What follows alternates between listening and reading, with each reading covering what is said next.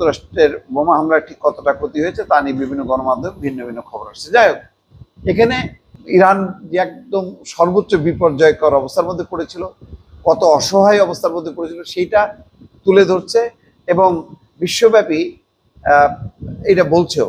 অথচ একজন প্রতিরক্ষা মন্ত্রী, ইসরায়েলি একজন মন্ত্রীর এরকম বক্তব্যের জন্য বিশ্বের নিন্দা হওয়া উচিত ছিল।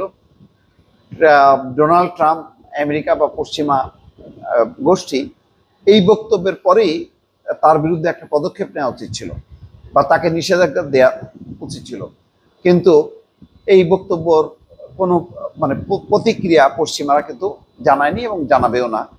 কেননা তারা আসলে যত যাই হোক না কেন শেষ পর্যন্ত কিন্তু তারা ইসরায়েলের পক্ষেই অবস্থান নেয়। যদিও এবার ইউরোপের অন্তত 9টা দেশ ভিন্ন অবস্থা ছিল, কিন্তু মূল দেশগুলো ওই ঘুরে ফিরে ইসরায়েলের পক্ষে, আমেরিকার পক্ষেই কাজ করেছে। দর্শক ভালো থাকবেন, আল্লাহ হাফেজ।